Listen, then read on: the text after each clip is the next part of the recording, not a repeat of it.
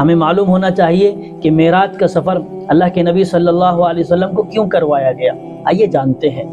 جب اللہ کے نبی صلی اللہ علیہ وسلم نے دین کی دعوت کو مکہ والوں پر پیش کیا تو انہوں نے ماننے سے انکار کر دیا، اور صرف ماننے سے انکار ہی نہیں کیا بلکہ آپ کو پریشانیاں اور تکلیفیں دینا شروع کر دی، آپ کو ستانا شروع کر دیا۔ اور پھر اسی سال حضرت خدیجہ بنت خویلد رضی اللہ تعالی عنہ، جو آپ کی زوجہ محترمہ تھی اور آپ کے غموں کا مداوع کیا کرتی تھی، آپ کے غموں کو ہلکا کرتی تھی، ان کا بھی انتقال ہو گیا۔ اور ایسے ہی آپ کے چچا حضرت ابو طالب، جو آپ کی حفاظت کرتے تھے اور آپ کا سپورٹ کرتے تھے اور آپ صلی اللہ علیہ وسلم کو وہ بہت زیادہ محفوظ رکھتے تھے، ان کا بھی انتقال ہو گیا۔ غموں کے پہاڑ ٹوٹتے چلے گئے۔ پھر آپ مکہ والوں سے مایوس ہو گئے، مکہ والوں کو دعوت دیتے دیتے پھر اس کے بعد آپ کے خیال میں آیا کہ طائف جا کر طائف والوں کو دعوت دین دیا جائے۔ لہذا آپ جب وہاں گئے طائف میں اور طائف والوں کے سامنے دین کو پیش کیا تو مکہ والوں سے وہ زیادہ منحوس نکلے، اور انہوں نے پھر آپ پر ایسے ظلم کے پہاڑ توڑے کہ پھر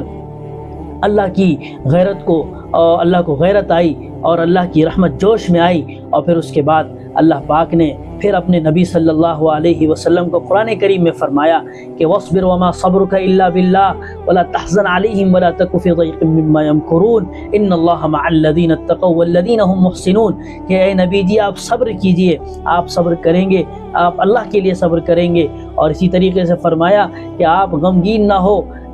کہ یہ آپ کی تکذیب کرتے ہیں، آپ کو جھٹلاتے ہیں اور آپ کو طرح طرح سے ناموں سے پکارتے ہیں، لہذا آپ اپنا دل چھوٹا نہ کریں، اللہ آپ کے ساتھ ہے، اللہ کی مدد آپ کے ساتھ ہے۔ اور پھر ان تمام غموں کو دور کرنے کے لیے، پریشانیوں کو ہلکا کرنے کے لیے اللہ پاک نے پھر اپنے نبی کو معراج پر بلانے اور اپنا دیدار کروانے کا فیصلہ فرمایا، اور چنانچہ پھر وہاں سے آپ کا اکرام شروع ہوا اور پھر مسجد اقصی آپ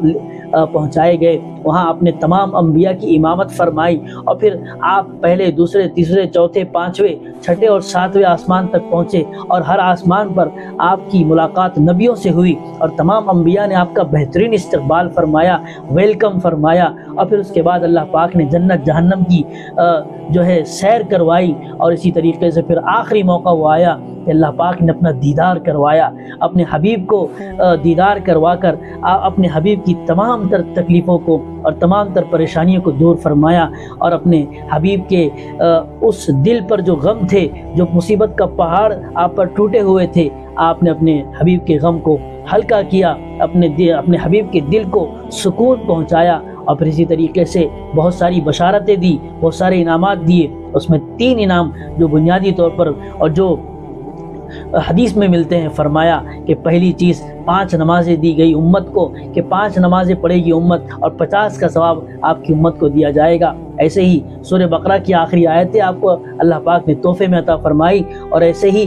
اس امت کے ہر ایسے آدمی کی مغفرت کا وعدہ فرمایا جو شرک نہیں کرے گا اور کبیرہ گناہوں سے بچے گا۔ لہذا یہ وہ حکمتیں ہیں اور یہ وہ باتیں ہیں جن کی بنیاد پر یہ معراج کا سفر ہوا ہے۔ تو یہ ہے ہمارے نبی کا مقام، اور اس پیارے نبی، اس عظیم نبی کے ہم امتی ہیں جو گناہ گار ہے، اور ہم اپنے نبی کی عظمت کو نہیں جانتے ہیں، اور لہذا جس کی بنیاد پر پھر ہم نہ نبی کی سنت کو فالو کرتے ہیں، نہ نبی کے طریقوں پر چلنا چاہتے ہیں۔ میرے بھائیو، ضرورت اس بات کی ہے کہ ہم اس معراج کے سفر سے ہم یہ سبق لیں کہ